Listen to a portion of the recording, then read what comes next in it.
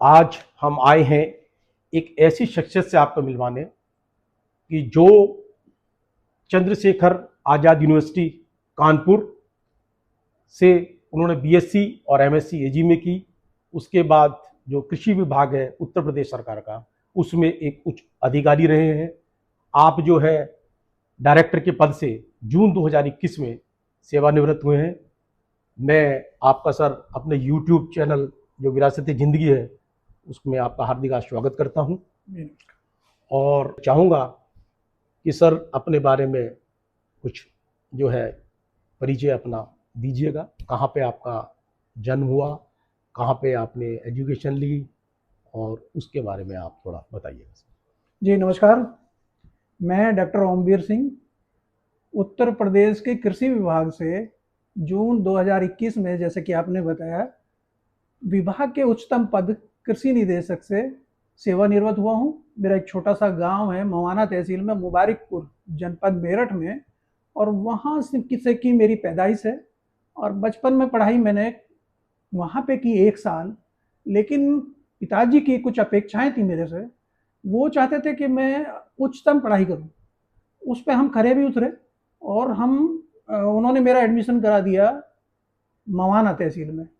तो रोज आना हमें गांव से 3.5 किलोमीटर, उस समय साधन नहीं थे, संसाधन का अभाव था, रास्ते नहीं थे, बटिया होती थी, सड़कें नहीं थी, बिजली के साधन नहीं थे। उस समय रोज आना, एक छोटा सा बच्चा 3.5 किलोमीटर जाना और 3.5 आना, 7 किलोमीटर का सफ़र हमें वो पूरा करना पड़ता था।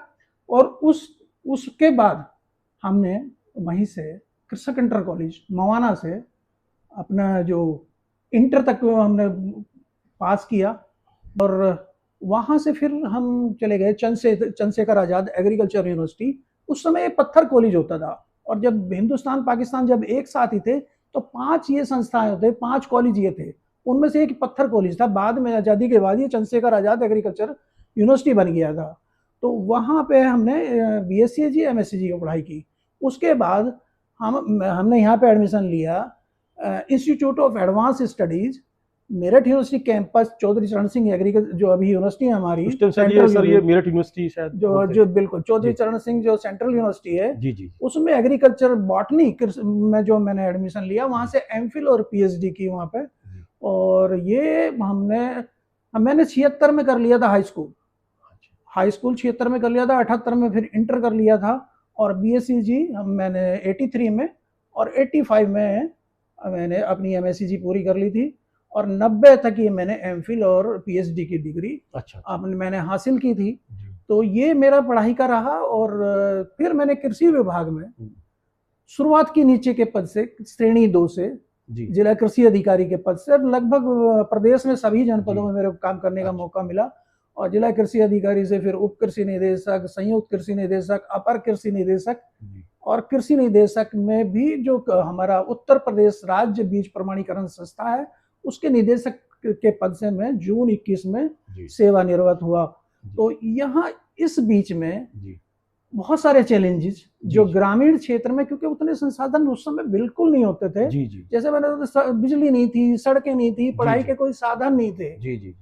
तो हुआ क्या कि बचपन में ही पहला चैलेंज मेरे सामने यही था कि हम 3 भाई थे, छोटे थे। जब जैसे मैंने बताया कि मेरे को मवाना में एडमिशन करा दिया था, जो गांव में ठीक से पढ़ाई नहीं हो पा रही थी फादर में, तो उनकी अपेक्षा थी कि हम उच्चतम पढ़ाई करें। उच्चतम तक मैं पीएचडी तक मैंने किया। आपके फादर, मैं बीच में करूं कि क्या वो मतलब किसान थे या वो भी कोई सरकारी सेवा में रहे सर? नहीं, मेरे पिताजी जो थे वो कृषक थे और इंटर तक वो पढ़े हुए थे। तो उनकी अपेक्षा ये थी कि मैं जॉब के बजाय पहले अपनी एजुकेशन पूरी करूं। मतलब उनमें ये रहा कि मैं 12th हूं तो बच्चे मेरे जो है उच्च शिक्षा में जाए, मतलब उनको कहीं ना कहीं ये था मन में। जी, बहुत अच्छा।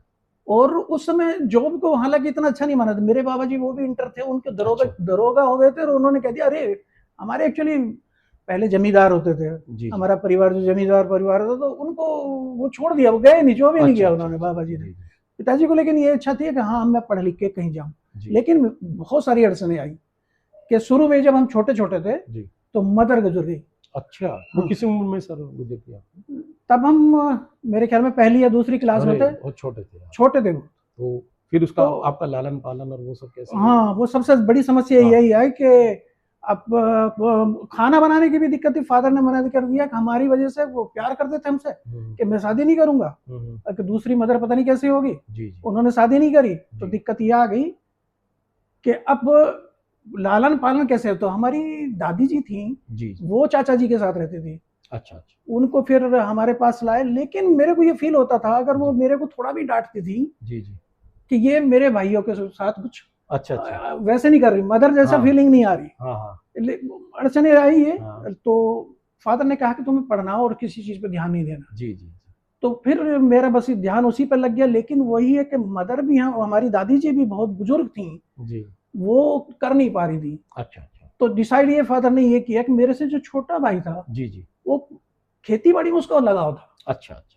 और जी। उस समय गांव में एक स्ट्राइक हो जाती है, सारे मजदूर हड़ताल कर देते हैं किसी वजह से, तो जी। खेती का काम भी ठप होने को हो गया। अच्छा अच्छा। तो ये हुआ कि वो भाई ने खेती संभाली। अच्छा। तो पिताजी ने फिर निर्णय तो लिया आपसे कि उसकी शादी कर तो दो। आप बड़े हैं अपने मैं बड़ा, मैं तीनों में बड़ा था, सबसे तीनों बड़े? भाइयों में सबसे अच्छा बड़ा अच्छा। था। अब सेकंड वाले क्या? वो सेकंड वाले उन्होंने उसमें लग गए खेती में, वो अच्छा अच्छा। पढ़ाई छोड़ दी जी और जी। खेती को संभाल लिया ठीक उन्होंने। है ठीक तो पिताजी ने निर्णय लिया कि इसकी शादी कर देते हैं।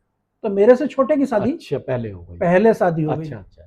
शादी उसकी होगी, और बल्कि जब मेरी शादी हुई जी जी। तो उसका बेटा मेरी शादी में गया था। अच्छा। वो बड़ा हो गया था अच्छा खासा, मेरी शादी अच्छा में वो गया था। जी जी। तो वहां से ये करने के बाद जब ये हुआ, एक तो चैलेंज ये बचपन वाला जो मेरे सामने आया। अच्छा ये बड़ा। हाँ, तो के इसमें अपना मतलब अगर आगे सफर करना ही बड़ा मुश्किल, टफ था। जी जी। तो फिर ये हुआ कि मेरे को उसमें एग्रीकल्चर में मेरे गांव से केवल एक ही वहां पे इंसान थे जिन्होंने बीएससीजी किया था अच्छा उस टाइम समय, पे? जी जी जी। और उनकी नौकरी नहीं लगी। अच्छा। तो मेरे को भी ये लोग वहां कहते थे कि बीएससीजी तुम कर रहे हो, हाँ तो वो तो एक वो घूम रहा पहले से, तो कौन सा तीर मारोगे उसमें। तो मेरे सामने दूसरा चैलेंज ये था, अगर मेरे को कहीं जॉब नहीं मिला या मैंने जॉब नहीं किया, तो गांव वाला कोई भी एग्रीकल्चर तो नहीं पढ़ाएगा। हाँ, कि ये एक एग्जाम्पल हो जाएगा कि भैया ये लोग करते हैं, हाँ, देखो आगे नहीं बढ़ पाते। कृषि की पढ़ाई करके चाहे वो फिर डॉक्टर बना ले, इंजीनियर बना ले, लेकिन कृषि नहीं पढ़ाएगा। जी जी। तो मेरा यही था कि भाई मेरे को जॉब ही करना है। जी। तो उस समय हमने ये पूरी अपनी पढ़ाई करी, और फिर जो अपना ये पीसीएस वाला एग्जाम होता है, वो पद निकले इत्तेफाक से, और मैंने अप्लाई कर दिया, और उसको मैंने क्वालिफाई करके, और फिर हम ये कृषि वाले विभाग में, कृषि विभाग में, क्योंकि हम खेती बाड़ी से जुड़े हुए थे, पढ़ाई हमारी खेती बाड़ी की हुई, और कृषि विभाग में फिर हमको जॉब मिल गया। और उसमें भी हमने मेहनत से तो आप काफी जिले में, काफी जिलों में आप रही होंगी? हाँ, मैं लगभग उत्तर प्रदेश के, क्योंकि उत्तर प्रदेश कृषि विभाग का जॉब था।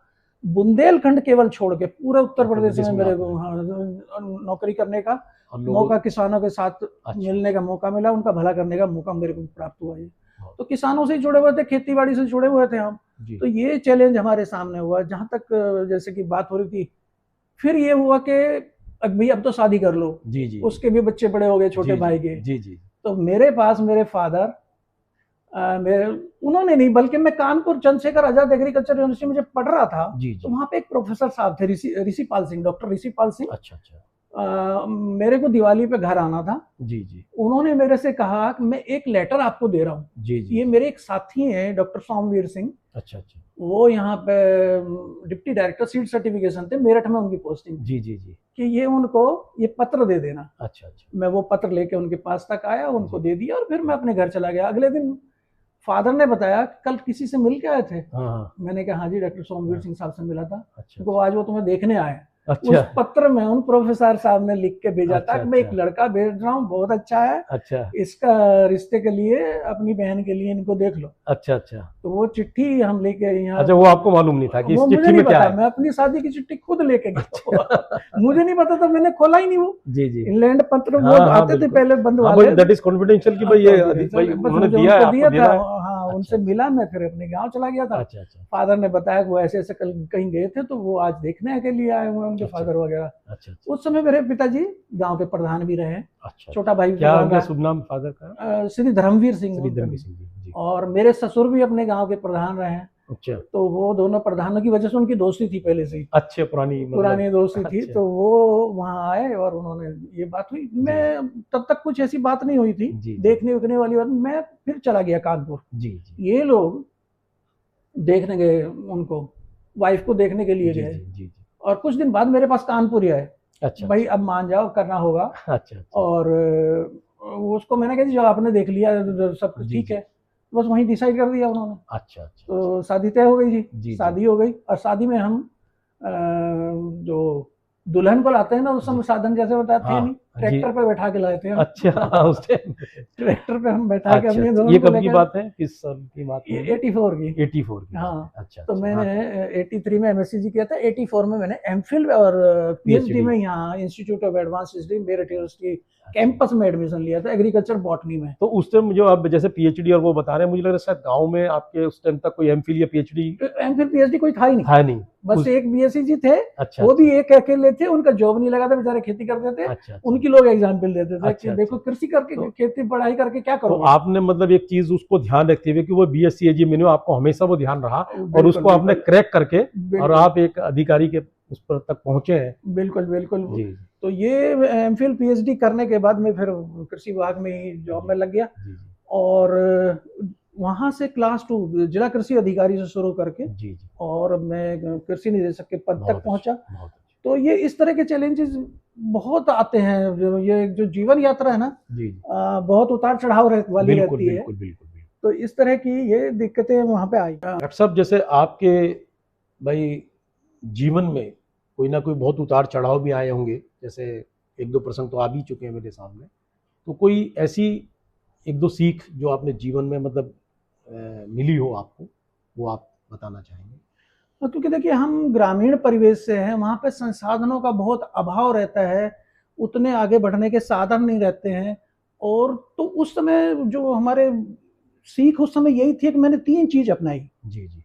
कि उसको मैं ये कह सकता हूँ कि सब्र किया, बर्दाश्त किया, हाँ। नज़रअंदाज किया हमने, ज़िंदगी को कुछ इस तरह से आसान किया हमने। जी जी तो अगर 3 चीज़, अगर थोड़ा-सा सब्र कर ले इंसान, और जी थोड़ा बर्दाश्त कर ले, छोटी-छोटी चीज़ों पे आजकल बच्चे जो भड़क जाते हैं, जी जी। और थोड़ा सा चीज़ों को नज़रअंदाज कर दे, तो आसान हो जाता है ये सफ़र ज़िंदगी का। नहीं मतलब तो समय के बहुत साथ चीजें सेटल होती हैं। सेटल होती चली जाती हैं। जी जी।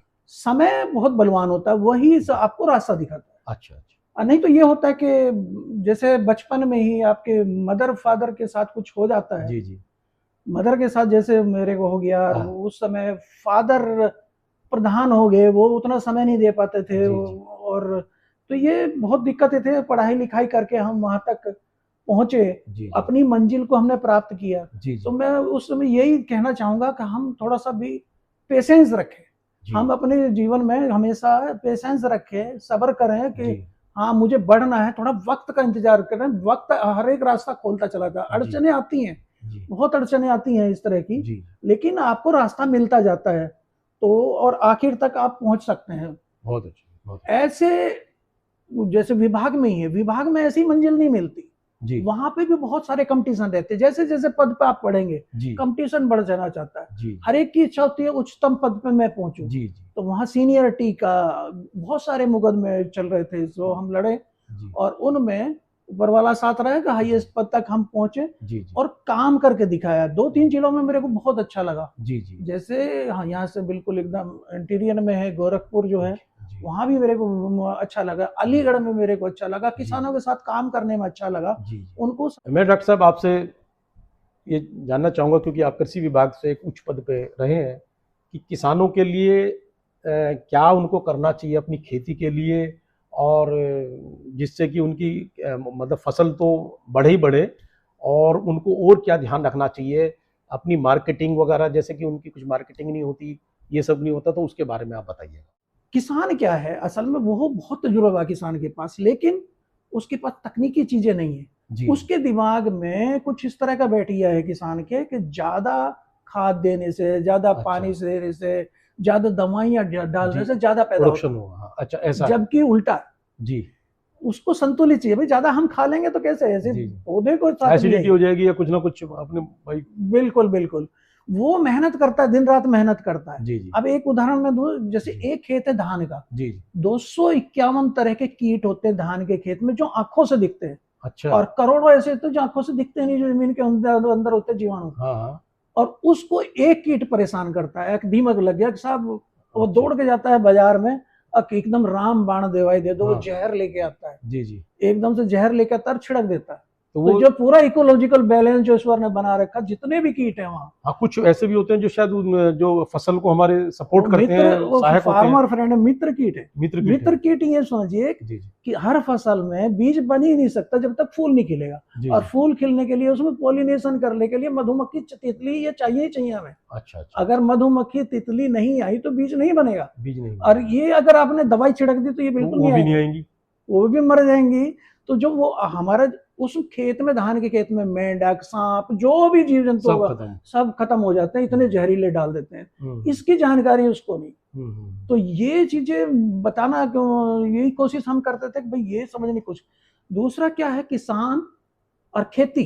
खेती जैसे मैंने बताया कि मेरे बाबा जी खेती को पसंद करते थे, मतलब सबसे उच्च माना जाता था खेती का दर्जा। अच्छा। नौकरी सबसे नीचा माना जाता था उस समय। जी जी जी। अब उल्टा हो गया। अब उल्टा हो हाँ, गया। क्योंकि कोई भी चीज जो एकदम हाई उस पे पीक जाएगी, पीक पीक पे पे जाएगी, जाएगी उसका तो गिरावट ड्रॉप डाउन भी होगा उसके अंदर। क्योंकि आगे कोई भी आप चीज देख लो, हाँ, एम्बेसडर गाड़ी थी, जी जी जी, खत्म हो गई। खत्म हो गई। HMT गाड़ियां थी उस समय, सही बात है। खत्म हो गई। जी जी। किसान ने परिवर्तन नहीं किया। अच्छा अच्छा। वो उसके हिसाब से अपने में बदलाव नहीं लाया। अच्छा। जैसे उसे बदलना चाहिए, वही धान गेहूं रूटीन का काम कर रहा है, खाद लाया, बखेर दिया, पड़ोसी ने देखा वो एक कट्टा छिड़क। आपको एक उदाहरण दूं, मैंने एक बड़ी वैरायटी अपने छोटे भाई को ले दी, बड़ी अच्छी नई नई रिलीज हुई थी, बहुत अच्छे उत्पादन की। किस चीज की सर? गेहूं की। गेहूं की एक वैरायटी मैंने लाके दी उनको कि ये उगाओ यार। जी जी। बहुत ही बढ़िया एकदम उगा वहां पे खेत, बहुत बढ़िया खेत हो गया। जी जी। 10 लोगों ने, किसानों ने खेत को आके देखते, अरे भाई बहुत जी। अच्छा खेत आपका तो चल रहा है। जी जी। बढ़ाई कर दी छोटे भाई की, अरे कहाँ से लाए हो, ये तो हाँ। बहुत ही बढ़िया है। हम्म। वो खुशी खुशी में और यूरिया छिड़क दिया और खाद डाल दिया। अच्छा। तो बढ़वार हो गई। हाँ। बढ़वार तेजी से होके ग्रोथ जैसे ही होगी बारिश हुई वो सारा गिर गया। अच्छा, यानी स्ट्रेंथ उसकी। हाँ, वो तो मतलब वही देखने वाली बात है कि यूरिया जो है वो बढ़ाता है। अच्छा, उसको पता नहीं, ग्रोथ को बढ़ाते चला अच्छा, जाएगा। अच्छा। उस पर उतना फल नहीं आएगा। फल नहीं आएगा। तो वो जबकि फल जरूरी है। फल, हमें तो फल चाहिए। फल चाहिए। तो ग्रोथ हो गई, उसमें पानी लगाया, हवा चली और वो गिर गया। जी जी। गिर के ऐसा हो गया कि आजकल वो मशीनों से काटते, वो काटने वाला नहीं मिला उसको। अच्छा। भूसा भी काला काला हो गया उसका। तो ये तकनीकी किसान जी, को थोड़ी सी जानकारी जी। होना बहुत जरूरी, यही चीजें हम इनको समझाते थे। जी। तो किसानों के साथ जुड़ के उसकी देखो दो ही चीज है, वो एक तो लागत को कम करे, ये जो अंधाधुंध डाल रहा ना, अच्छा, इससे नहीं होना, उसकी आमदनी इससे नहीं बढ़नी। अच्छा अच्छा। उसके दो ही तरीके हैं कि लागत कम करे और उत्पादन को बढ़ाए। हाँ, और यही बिजनेस में है। ये भाई इंडस्ट्रियलिस्ट जो होते हैं, भाई वो अपनी कॉस्ट को कम करते हैं। अरे जब कोई इंडस्ट्री लगती है तो उसमें जो मैनेजर को रखता है, सबसे ज्यादा तनख्वाह उस मैनेजर की होती है। बिल्कुल बिल्कुल। और किसान अपने खेत का मैनेजर है, लेकिन ये मैनेजर की तरह काम नहीं कर पाता। तो इसके साथ दिक्कत है क्योंकि उसकी जानकारी नहीं है। तो ये कृषि विभाग जो है किसानों के लिए बहुत ही बढ़िया विभाग है, अगर किसान इनसे जुड़े और इन चीजों को समझने मतलब फ्रेंडली होना चाहिए किसान को, कृषि विभाग को फ्रेंडली होना चाहिए। हाँ। और एक बदलाव की जरूरत है। क्या है कि मैंने जैसे कोशिश की जी, पिताजी अभी खेती कर रहे हैं, जी जी, बच्चा BSc AG MSc करके आया, उसको मैं समझाऊं, ये समझ रहा है, लेकिन ये बदलाव करने को तैयार नहीं है। हाँ, वो अपने अनुभव से कि भाई वो पुराना अनुभव लेके चल रहे हैं। हाँ, कि भाई आप गलत कह रहे हो। हाँ, उसको ये लगता है कि इसमें मैंने कुछ परिवर्तन किया तो डूब जाएगी मेरी, जो बिक जाएगी खेती। हाँ। तो ये समस्या किसान के सामने आती है। अच्छा। तो ये मैं संदेश भी किसानों को, और अपने जो इसमें बहुत देखो, आप कमाल ये देखो कि खेत जो भी चीज है बाजार में, जी जी जी, वो सारी खेती से आई हुई है। खेती से आई। कोई भी चीज हो, आटा हो, मैगी हो, हाँ। कोई भी चीज ऐसी नहीं है जो खेत से। लकड़ी है, जी जी जी, सारी हमारी मेज सोफे सारी किस खेत के किसान से आती है। सही बात है। हाँ, खेत से आती है। जी जी। और वो घाटे में और बाकी लोग फायदे में। तो कहीं ना कहीं कुछ। बिल्कुल। अरे जो आटा बनता है, किसान गेहूं उगाता है, 6 महीने बेचारा खड़ा रहता है वहीं पे। जी जी। और ये आटा बेचने वाला वो उसका जो ज्यादा पैसा कमा लेता है, उससे ज्यादा कमा लेता, खाली उसने पीसा, और उस किसान का नाम भी नहीं होता उस पर।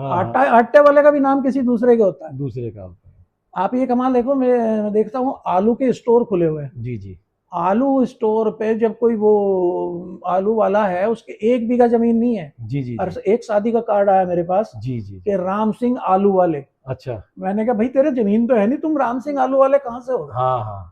तो ऐसे ऐसे जो जिनके पास खेती नहीं है, उस खेती से, उनके उस प्रोडक्ट से वो ज्यादा कमा रहे हैं। हाँ, ज्यादा कमा रहे हैं। और उनका नाम, मतलब एक टैगलाइन उनकी हो गई, बिल्कुल एज ए ब्रांडिंग। किसान का कहीं किसान की कोई ब्रांडिंग नहीं है, मतलब कहने का मतलब प्रोसेसिंग इसको नहीं, मार्केटिंग इसको करना नहीं आता। मार्केटिंग करना वो पैदा कर लेता है। जी जी, लेकिन इसके बाद उसे क्या करना है, इसके आगे का उसको नहीं पता। डॉक्टर साहब, आजकल जो देख रहे हैं, जैसे समाज में मैं जो देखता हूँ, न्यूज़पेपर जब पढ़ता हूँ सुबह के टाइम पे, तो बहुत ही मन को विचलित करने वाली खबरें आती हैं।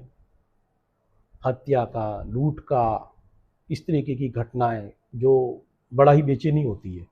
तो बहुत पॉजिटिव खबरें जो होनी चाहिए समाज के बीच में, वो नहीं होती हैं। तो और मुझे ये महसूस भी होता है कि आज की तारीख में कहीं ना कहीं हमारे जो संस्कार पहले हुआ करते थे, जो हमने अपने फादर में देखे, अपने परिवारों में देखे, बहुत परिवारों में देखे, उन संस्कारों में कहीं ना कहीं कमी आई है। तो मैं जानना चाहूँगा आपसे कि वो संस्कारों में कमी का क्या कारण हो सकता है और वो ऐसा क्यों है, और उसके ऊपर आप थोड़ा बताइए।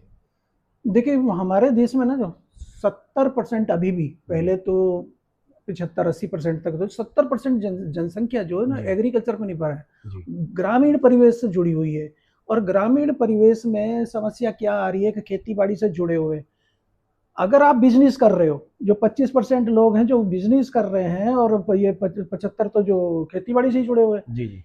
ये क्या करते हैं, अगर उनके 2 बच्चे हैं तो एक बच्चे ने दुकान खोल रखी, पिताजी ने तो एक दुकान थी, एक उसको दे दी, एक जी। और खोल लेगा। अच्छा। खेती में क्या होता है, अगर 2 अच्छा। बच्चे हो गए, जहां 50 बीघे थी 25 होगी, उनके 2 हो गए, खेती छोटे छोटे होती चली जाएगी, टुकड़ों में हो गई। अच्छा। तो इसलिए वो थोड़ी वैसी होगी, और उन पर प्रेशर अब ये बन गया कि खेती में ना रह के आपको नौकरी करनी ही करनी है। तो एक मानसिक तनाव बच्चों के दिमाग में घुसता जा रहा है।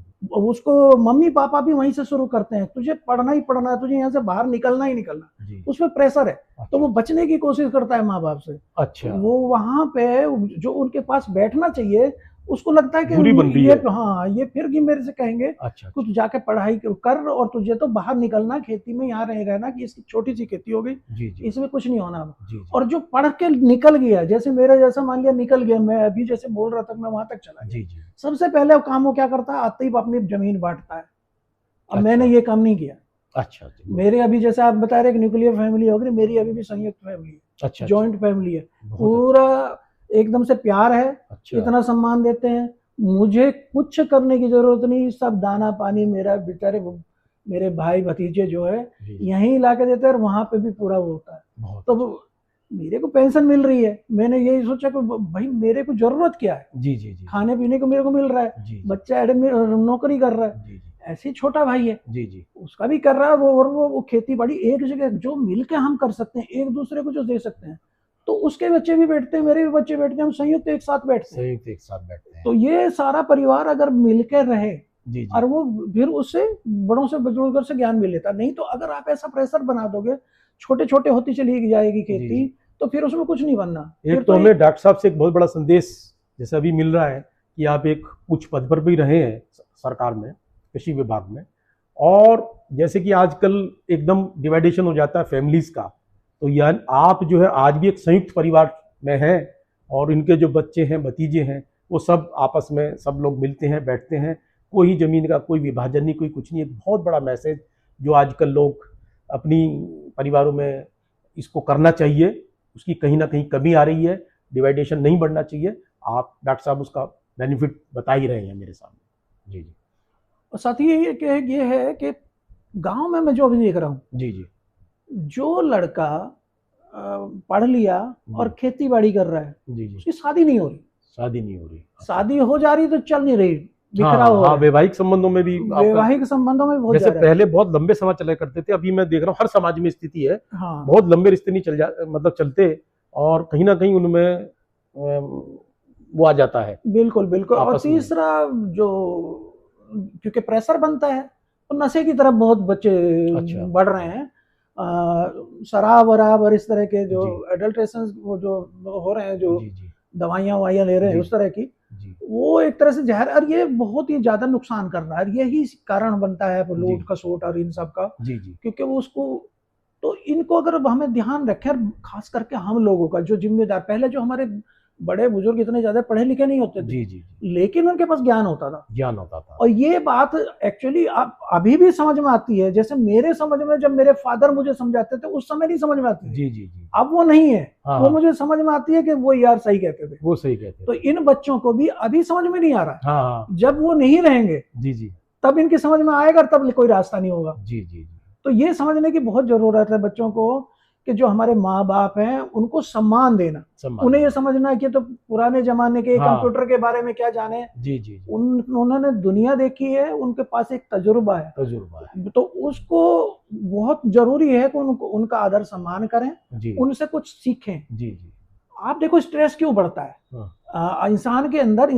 पहले क्या होता था जी, बच्चा कोई भी जाता था चरण छूते थे, जी जी, पैर छूते थे, जी जी, वो उसे आशीर्वाद देते थे, जी जी। ये हमारे शरीर में जो सेरोटोनिन एक हैप्पी हार्मोन होते हैं, 4 हैप्पी हार्मोन होते हैं, डोपामाइन, सेरोटोनिन, ये हमारा शरीर निकालना शुरू करता है उनको। जी जी। तो स्ट्रेस की बजाय स्ट्रेस हार्मोन एक है, और हैप्पी हार्मोन 4 है। ये छोटी छोटी बातें है कि मैंने पर चरण छुए, मेरे चरण छूने से आपको भी अच्छा लग रहा है, मुझे भी अच्छा लग रहा है, मैं भी प्रसन्नता है, मेरा स्ट्रेस कम हो रहा है। जी जी जी।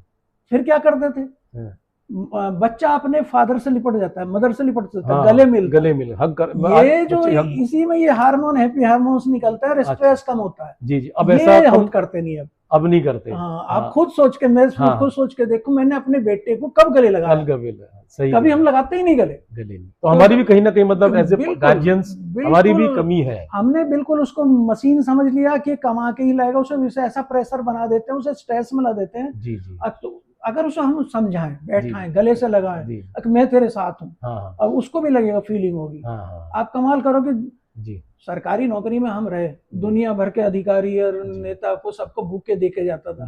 अब कि मेरा बेटा आया, मैं बुके लेके उसको रिसीव करने गया रेलवे स्टेशन। अच्छा, उसको बुके दिया। अच्छा, उसे भी बच्चा अच्छा लग रहा है, मेरे को भी अच्छा लग रहा है। अच्छा, हाँ। तो ये देखो हैप्पी हार्मोन, ये खुशी के क्षण होते हैं जिनको हम थोड़ा सा शर्माते हैं, कह नहीं पाते। जैसे बाप वाली एक वो बन गई हमारी आदत, वो कठोर रहता है, वो मुंह चढ़ा के रहता है, उसी रोल में रहना है, वो उसी रोल में है कि भाई मैं तो फादर हूँ बस। हाँ। अच्छा। जैसे बेटा है, अपनी मदर से घंटों बात कर लेगा, और जब मेरे को फोन करता है बस तो मैंने कहा बेटा कैसा है, वो कह देता ठीक है, आगे बात करता। तो ये जो फादर वाला जो है, ये थोड़ा सा इसमें हमें कमी हुई। पहले जबकि काफी वो आशीर्वाद देते थे, पुचकारते थे, जी जी, गले लगाते थे, जी जी, तो हमसे भी कुछ कमियां हुई हैं। जी जी। और अच्छा, कोई छोटा मोटा झगड़ा होता था तो उसको सुलझा लेते थे गाँव में। अब मुकदमा लेके जाते हैं हम कोर्ट में। जी जी। और कोर्ट में कोई फैसला नहीं होना, 10 साल तक चलता रहेगा ऐसे ही, फिर हमें ही आपस में समझौता करना पड़ेगा। तो ये कुछ चीजें जैसे मैंने बताया ना, हमें नजरअंदाज करनी है, सब्र करना है, और वो उसी से बर्दाश्त करनी है। अगर ये तीनों चीज कर लें तो ये सब चीजें सफल हो जाता है, जीवन सफल हो जाता है, मंजिल आपको मिलती है। बहुत अच्छा। तो यही कुछ चीजें हैं जो अच्छा डॉक्टर साहब ने इन सब चीजों पे, जो अभी 2-3 मुद्दों पे हमने बात की है, बहुत ही अच्छी तरीके से आपने हमें डिटेल्स में ये चर्चा की है।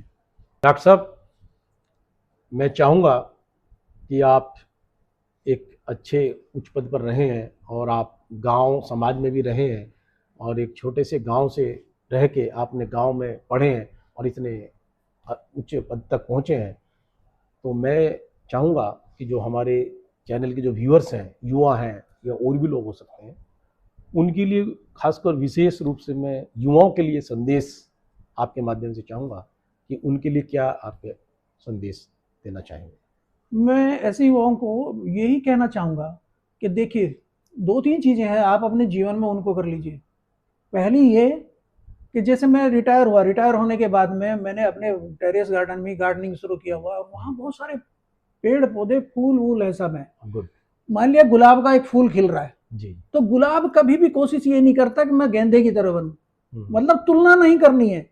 और देखो, जब हमने बीज बोया गुलाब का, वो एकदम से नहीं गुलाब आ जाएगा, जी जी, बढ़ेगा, उस पर एक समय के बाद आपको मिलेगा। तो वही मैं कहना चाहूंगा कि ये नहीं, एक तो तुलना नहीं करनी है, वो फलाना जो है जिलाधिकारी बना बैठा, वो तो मुख्यमंत्री बन गया, मुझे भी वही बनना, तुलना नहीं करनी है, तुलना मत करिए।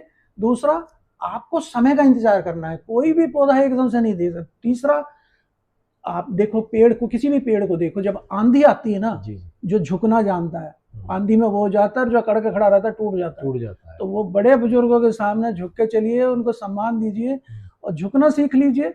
आपका तुलना मत करिए, और अपने को एक पेशेंस के साथ बढ़ते जाइए। मैंने रिटायर होने के बाद में भी यही एक मैंने भी यूट्यूब चैनल बनाया, और गार्डनिंग और फार्मिंग का, क्योंकि मैं उससे जुड़ा रहा हूँ, उसकी जानकारी किसानों तक पहुंचाने के लिए कि कहीं भी कोई समस्या आ रही, मान लिया अभी टॉप ऑफ ऑर्डर की समस्या आ रही, तो उसको उन तक जी, पहुंचाऊं। जी, तो ये सीखने वाली चाहत अपनी रखनी है। जी, जब हम पढ़ते थे बचपन में, जी, तो मैं, जैसे बच्चे गांव में घूमते, मेरा जी, एक ही रहता था, घर पे खाना खाया हाँ, और घर घेर अलग थे, जी, जी, घेर में जाके एक हाँ, कमरा था, उसमें जाके हाँ, एक कैलेंडर मैंने टांगा हुआ था। अच्छा, और मेरे को पूजा वूजा बहुत नहीं आती थी, 4 ही चीज मैंने रटी हुई थी, अच्छा, अच्छा, हे राम, हे भगवान, हे ईश्वर, हाँ, ऐसे करके मैं बस उसके सामने खड़ा होता था अच्छा, कि मेरा मंजिल तक पहुंचाना जो मेरे फादर की अपेक्षा है। तो जो अच्छा, माँ बाप की प्रार्थना अपेक्षा, थी, मतलब आप वो प्रार्थना करते प्रार्थना थे। करता था उस तरह बहुत की, मैं खड़े होके, बहुत और वहीं मैं पढ़ता था। जी, बहुत ज्यादा मेरे संपर्क वहाँ पे गांव में इधर बच्चों हाँ, से नहीं रखता था मैं। हाँ, इसके बाद गांव से चले गए तो हम कानपुर ही पढ़े जी, हैं, फिर जॉब में चले गए। तो ये हमें बस यही रखना है कि देखिए, आप एक बिल्कुल निष्पक्ष शांति से एक सही रास्ते पे चलते रहिए, जी, जी, जी, भटकिए मत, तुलना मत करिए कि वो माँ बाप भी कहेंगे कि वो फलाने का बेटा देखो, हाँ, ये बन गया है, ये बन गया, अच्छा, तुम वहीं जी, के वहीं पड़े हुए। हम्म, ऐसे प्रेशर बहुत आएंगे, इस प्रेशर में नहीं आना है, जी, हमें अपने एक रास्ते पे चलना है। ठीक, ठीक, क्योंकि मेरे पे भी ये बहुत प्रेशर आया, जी, मैंने जी, बीएससी कर लिया, हाँ, एमएससी एमफिल कर भाई लिया, क्या, और उसके बाद आप उस समय ताज्जुब करेंगे, क्योंकि मेरे नंबर अच्छे थे। जी, तो जी, जब मैंने यहाँ पे एमफिल किया, भाई की शादी हो गई थी, जी, उसके बच्चे हो गए थे, अब इनको ये लगने लगा ये कब तक पढ़ता रहेगा ऐसे ही। हाँ, हाँ, तो मेरे को शुरू में 300 रुपये महीना की स्कॉलरशिप मिलती जी, थी, जी, मेरिट स्कॉलरशिप। जी, फिर वो मैं एक एसआरएफ सीनियर रिसर्च फेलो की सेंट्रल गवर्नमेंट की 600 रुपये उसमें मिलने लगे। जी, कुछ दिन बाद वो 900 हुई। जी, जी, इससे मैं अपना खर्चा चलाता था, जी, जी, और अच्छा, उसी में एमफिल पीएचडी है वो पढ़ाई करते थे। अच्छा, और एक छोटा सा कमरा, शादी हो गई, पढ़ते पढ़ते ही जी, जी, शादी हो गई, तो छोटा से कमरे में रहते थे, एक ही चारपाई थी उसमें। जी, जी, तो देखो, ये तो स्ट्रगल सबको करनी पड़ती है शुरू में, लाइफ, और फिर आप जब सफल हो जाते हैं, अपने पैरों पर खड़े हो जाते हैं, तो जी, तब सब लोग आपकी तारीफ करते हैं। बिल्कुल, तो यही है कि आपको तुलना कतई नहीं करनी है, अपना जो सीधा सच्चा रास्ता उसी पे चलना है, कतई नहीं भटकना हमें नशे की तरफ। ये क्या, जी, ऊपर वाला सब अच्छा ही करता है, चलो, आपका भाग्य आपके साथ है, जी, आपको वो जरूर मंजिल तक लेके जाएगा। ठीक, ठीक, डॉक्टर साहब से आज हमारी काफ़ी चर्चा हुई शिक्षा के ऊपर, गांव समाज की बातों को लेकर, कृषि, क्योंकि डॉक्टर साहब का क्षेत्र कृषि का रहा है, तो कृषि के ऊपर भी काफ़ी, किसानों के ऊपर चर्चा की, और समाज में जो हमारे रिश्तों में आजकल जो बिखराव हो रहा है उसके ऊपर चर्चा की, नशे के ऊपर हमने चर्चा की, हमारी सभी सामाजिक जो हमने चर्चा की हैं, तो उसके लिए डॉक्टर साहब ने का आपका बहुत बहुत ही धन्यवाद। ज़रूर हमारा ये मैसेज, आपका मैसेज लोगों में पहुंचेगा, उसके लिए मैं आपका बहुत बहुत, आपका हार्दिक जी, धन्यवाद। बहुत बहुत धन्यवाद आपका भी, और बहुत ही अच्छा काम आप लोग कर रहे हैं। क्योंकि देखो, जो बड़े बुजुर्ग होते हैं ना, वो वास्तव में, जो आपने चैनल का नाम दिया, ये विरासत है एक हमारी, इसको संभाल के रखना, इसको आगे बढ़ाना, ये बहुत ही एक अच्छा काम कर रहे हैं। और मेरी हृदय से आपके साथ बहुत शुभकामनाएं हैं कि आपका चैनल अच्छे से ग्रो करे, और ये संदेश जो आप देना चाहते हैं लोगों तक, जी, सब तक पहुंचे ये, जी, और उसका लाभ मिले जी, लोगों को। ठीक, थैंक यू, अच्छा जी, नमस्कार। धन्यवाद।